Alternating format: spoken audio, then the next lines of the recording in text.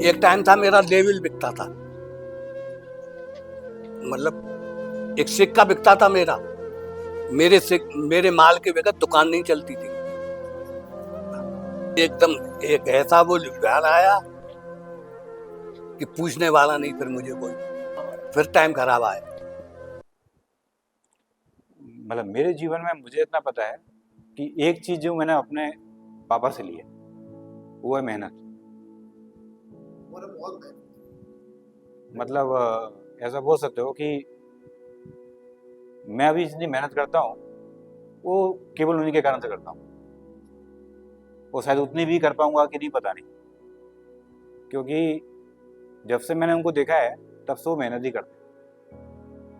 वो मतलब काम के लिए कभी पीछे नहीं हटे। मतलब ऐसा है कि सुबह जाना शाम तक काम ही काम काम ही काम, जब तक काम खत्म नहीं हो तब तक काम करना। तो जो लेबर करना या हार्ड वर्क करना वो उन्हीं के कारण से मेरे अंदर है। दूसरा एक चीज उनसे मैंने सीखी है, ईमानदारी।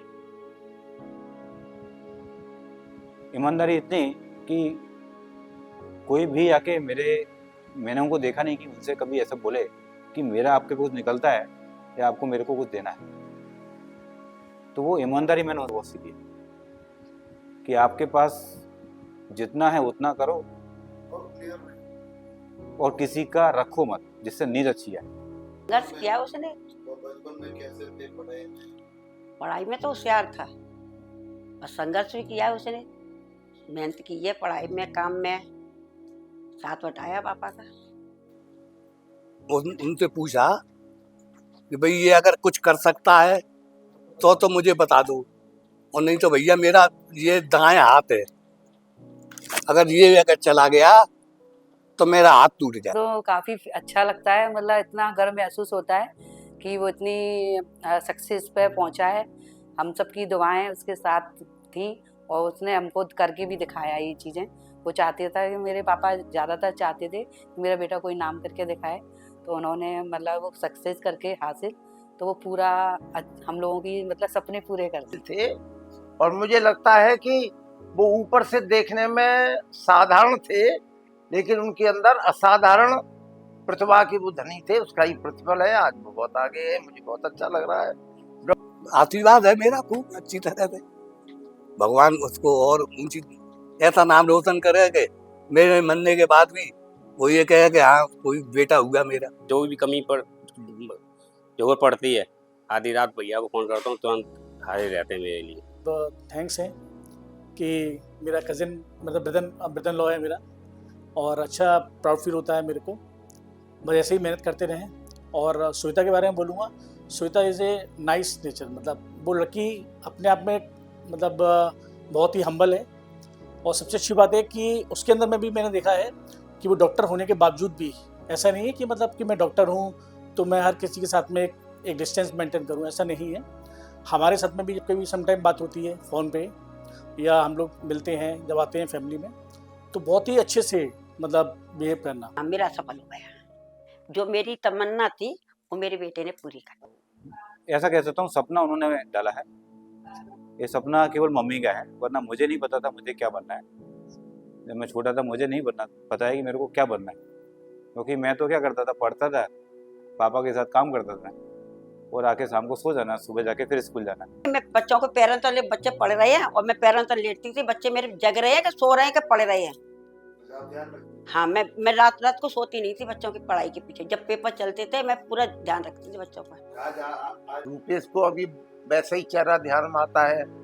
और जब मैं तो घर भी मिलने जाता था छात्रों से, उनकी वहाँ समस्याएं हैं, घर की परिस्थिति। तो ये पढ़ाई में बहुत मेहनत करते थे, लेकिन उसके बाद भी अपने घर में भी जो काम था पिताजी का, उसमें गुस्सा में हाथ भी बटाने का सहयोग करते थे।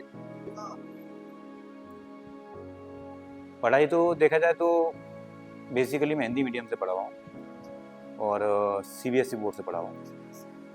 शुरुआत में एक भगवती स्कूल करके था, वहाँ मैं पढ़ा था। उसके बाद जो मेरा जो मेन स्कूलिंग जो 12th तक जो हुआ है वो बच्चू बाबा करके सरस्वती विद्या मंदिर स्कूल है, वहाँ हुआ। तो जो मेरा मेन जो 6 to 12th वाली जो मेन स्टडी है वो बच्चू बाबा करके सरस्वती विद्या मंदिर में मैंने की। तो सरस्वती विद्या मंदिर में पढ़ने से फ़ायदा क्या हुआ, मेरे को थोड़ा डिसिप्लिन वहाँ ज़्यादा मिला, डिसिप्लिन और साथ में एजुकेशन के ऊपर फोकस करना।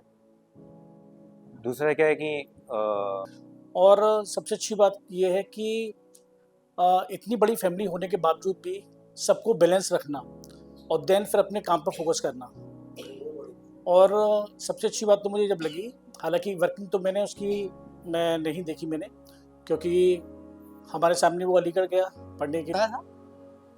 मेरा छोटा भाई आगे बढ़ेगा या फिर मैं तो इनको बच्चा समझता हूँ, तो मैं तो जो सोचता हूँ कि ये आगे बढ़ेंगे तो भाई पिता का नाम रोशन होता है, भाइयों का नाम रोशन होगा।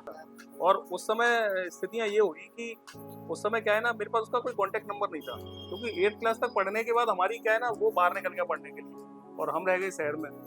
तो ऐसी स्थिति में हमारा कोई कांटेक्ट नहीं रहा। तो जब मैंने फेसबुक पर उसको पेज पर देखा कि वो डॉक्टर बन गया है, तो मैंने फेसबुक पेज से उसको मतलब फेसबुक चैटिंग से उससे बात की। तो जैसे ही मैंने उससे बात की, उसने पहचान लिया, नंबर का आदान प्रदान हुआ, बातचीत हुई। धीरे धीरे देखा मैंने कि उसके जो मतलब एडवर्टाइजमेंट है वो मैं धीरे धीरे देखता रहता हूँ। पालनपुर करके कोई जगह है गुजरात में, उससे पहले भी शायद कहीं और था, वो शायद कलकत्ता था पहले। तो ऐसे करके मतलब मेरा उससे इंटरेक्शन होता गया और बातचीत होती गई। तो बनना ही बनना है, मेहनत की है उसने, ऐसी बात तो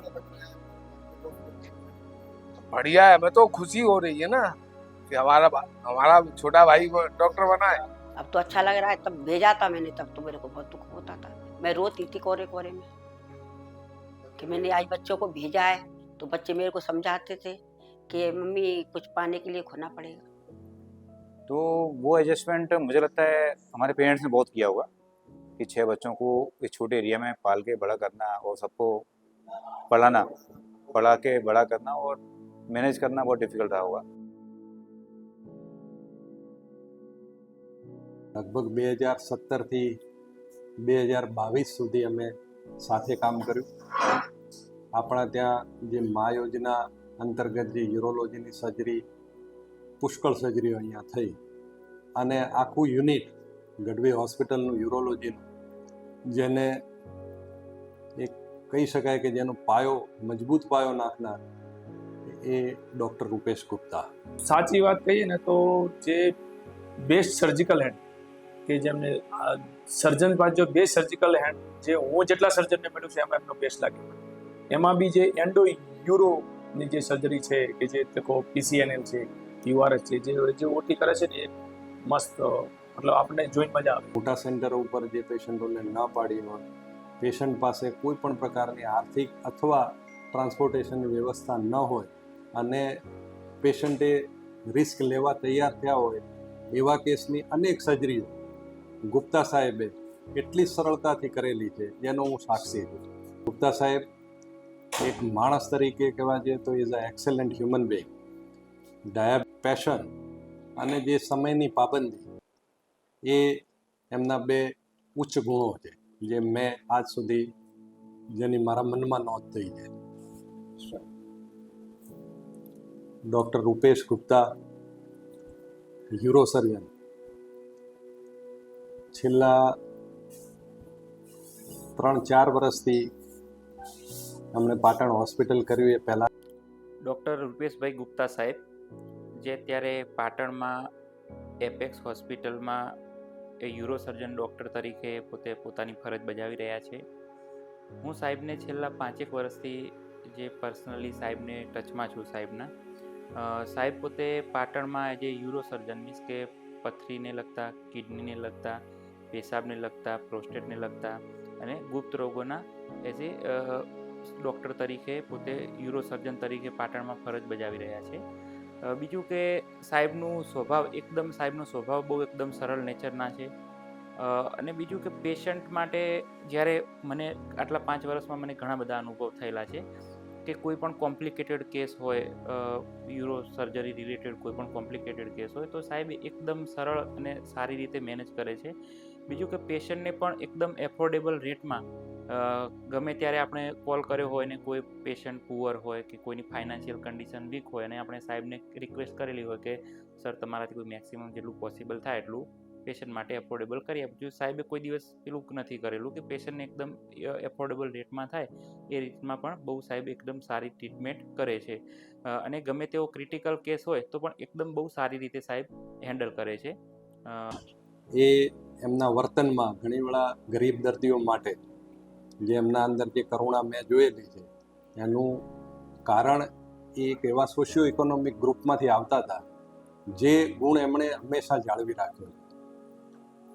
એમનું વિશેષ મને જ્યાં સુધી ખ્યાલ છે ત્યાં સુધી એમનો ફ્યુચરનો વિશેષ ફિલ્ડ ઓફ ઇન્ટરેસ્ટ એ ટ્રાન્સપ્લાન્ટનો છે. અને આ મોકા ઉપર હું એમને એવી શુભકામનાઓ આપું કે ભગવાન એમને શક્તિ સામર્થ આપે અને એમનું જે અભિલાષા છે ટ્રાન્સપ્લાન્ટ સર્જરીઝ વિશેની આવનારા સમયમાં ડૉક્ટર રૂપેશભાઈ સાહેબ ખૂબ પ્રગતિ કરે.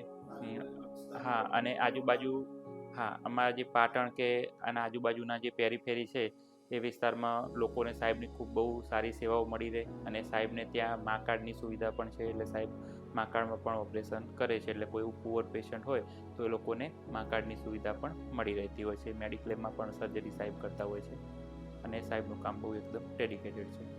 રૂપેશ ગુપ્તા સાહેબ બહુ જીવનમાં ખૂબ પ્રગતિ કરો અને ખૂબ આગળ વધો એવી મારી શુભેચ્છા. मैं आपको हमेशा मिस करती हूँ और मिस करती रहूँगी. मतलब आप इतनी अच्छी सक्सेस पे पहुँच रही हो और मेरी दुआएं हैं कि आप और अच्छी तरह कामयाब रहो. मामा जी आपको बहुत मिस करते हैं. आपको जब भी टाइम मिले हमें मिलना है करो.